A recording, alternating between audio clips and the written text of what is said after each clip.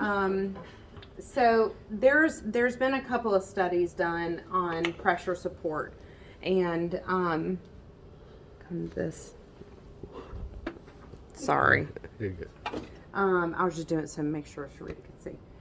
When you guys put people on pressure support, make sure that you put your inspiratory rise time off and your inspiratory cycle time off.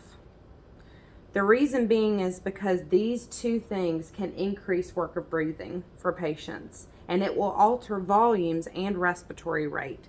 You want to make this as easy. I say easy. You want to make it as closely related to like a TPEACE trial as possible, okay? But you don't want it to make it too easy, but you don't want it to be too hard. But the best way to improve work of breathing is to turn that rise time down all the way and turn your inspiratory cycle time off. They literally then can control everything about the breath that they want, okay? It will improve respiratory rates. It will lower them, actually. I've literally seen it go from pressure support, person's breathing like 30 times a minute. You turn it all the way down. Thank you. You turn it all the way down to 0 and volumes go up, rates go down, and the patient gets extubated. But you leave it there, then they can't do what they need, okay? So rise time off, inspiratory cycle time off, okay? When we are looking to do spontaneous breathing trials with them, we've already talked about we can put them in pressure support of 5 and 5 or 6 and 6, okay? It literally is coming here. You just put in 5 and a PEEP of 5. Make sure that your FiO2 is obviously less than 60. And then you're going to leave them there for 1 minute, okay?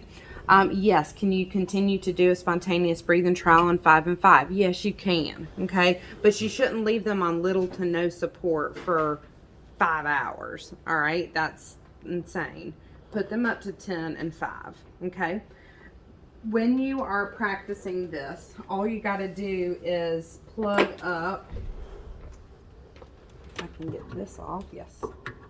Plug that up, and then make sure that your breath simulation module is turned on, and it will breathe for you. Okay. Other way you can do it, it's a cheating way, is to leave your sensitivity around 5, and it'll auto cycle for you. Okay. All right, but we know that that's not real, but still, if we're just doing it for simulation purposes, we can leave it on 5 and 5. You see? Now, is that crazy? Yeah, it is. But you can still do it. What 2 numbers do you capture in order to get RSVI? Rate and who? Volume. Minute ventilation. Because minute ventilation calculates tidal volume by total minute ventilation and total respiratory rate, right? So 12.1 and 91. Okay, so let's just do the math. I don't know where. Oh, already. The big old board? Yeah, but it's in the wrong spot. So 12.1 and 91, which is obviously not realistic, right? If the patient's doing that, please don't calculate those numbers. It don't matter. Okay. So 12.1 divided by the total rate of 91 gives me what for my tidal volume? 0.130, right? And then RSVI is rate divided by volume in liters, right? Okay, so rate of 91 divided by volume of 0.130, which is what? Say, Ashley. 700. What's our goal? Less than 105, okay? 70 to 105, remember, is like, I don't know about this. We'll see, okay? So that's how we do our RSVI. How do I do it then on a patient that I just want to use my right respirometer on? You count the respiratory rates and let them do it for a minute, and then you take the number off of it. And do the math. Yep, it's easy, right? Yeah. It's super easy. How do you set it up? Hook it on the ET tube. Huh? You put it on the end of the ET tube. Yep.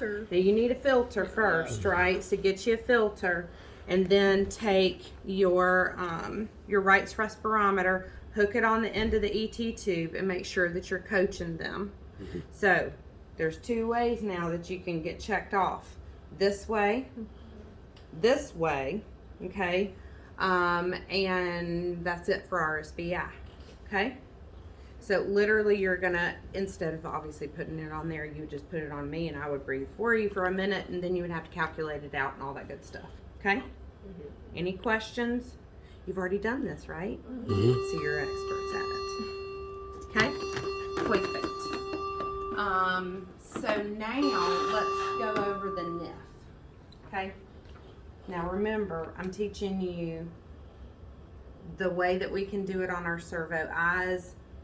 There's a way that you can do your NIF on the Hamilton G5, and I need to be reminded of that because I don't remember exactly where you go. But if I was here and I need to do NIF, there's 2 ways I can do it. I can do it one way where all I got to do is turn down my trigger flow to a trigger pressure of -20. And when my patient initiates a breath and gets a breath from the ventilator, I know that they have sucked all the way down there to -20 in order to trigger a breath, right? So at minimum, I know it is what I minimally accept, which is -20. They don't like us to do that, even though it's super easy. Whoops, I'm gonna put it back on like 3 or 5. The other way that you can do it is perform an expiratory hold. You want to hold it until your patient, here, pull up that thing. Anyway, there we go. And it was the lowest negative number that I saw was -6. Okay, now that's not my NIF. My patient's on a peak of 5.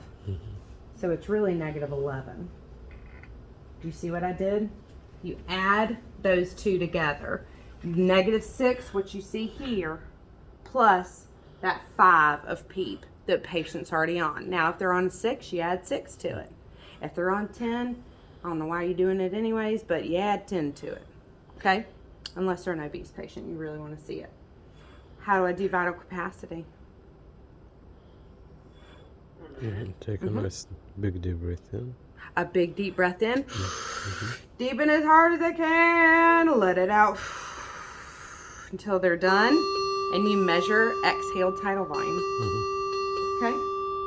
And you write that number down. It should be around like 10 mils per kg. Okay? All right? That's pretty easy. Okay? So you would literally instruct them. When you do this and you have me or Miss Erica doing it, I'm just going to have my own mouthpiece and my own filter at the end of the circuit. And I will act as your patient. Okay? So when you practice, make sure that you're practicing with each other with new filters. I have plenty new filters all over this joint. Okay? Any questions? So you don't calculate anything for the vital capacity, just taking exhale tidal volume. Okay. What if just off the top, I could be wrong here. It sounds a little sketchy, but what if you wanted to do like a forced vital capacity? So you would do your inspiratory hold, then you would probably load it to a little bit to force a cough, and then measure that. Would that be worthwhile? I don't know why you would want to do that. To test a cough or something? I didn't know if that. No, I mean, no. Just because somebody can cough doesn't mean that they can first clear their own airway or maintain their own airway. So just a regular vital capacity would just. Yeah. And it doesn't matter whether or not it's forced or not. It's how much volume is actually coming out completely, because it should tell you how much you're bringing in, you know. The one thing that we hadn't talked about is the P0.1. And what it does is actually measure sort of kind of what you're talking about. It measures in that 0.1 second of the inspired breath, what the pressure needed in order to get a breath in is, okay? So you'll be able, you know, like you can see that one. I think the P0.1 is over here. You know, and it'll tell you. It'll measure it for you. You don't have to physically do anything. Okay? It will measure it. That one, how many of y'all have done the NIF on this one? Any of y'all done NIF on this one? Let's play with it real quick because I can't. A lot of them are all like digital, you know, that you can just kind of do whatever you need to with it. I have been listening to Kristen, so it's like I don't want to hear anything.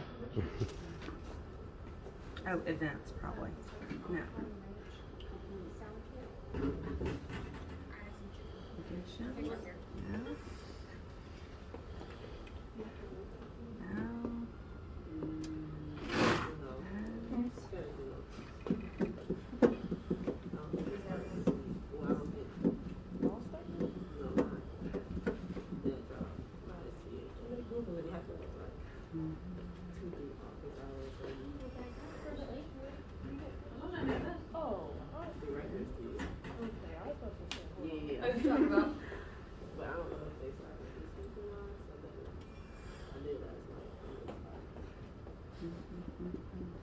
Okay.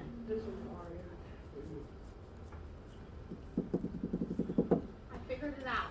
What is it? You go to select menu, Wait a second. All right, go ahead. select menu, then you select lung mechanics, then Wait. you select. Whoa, whoa, whoa. Whoa, whoa, whoa now. Where's select menu?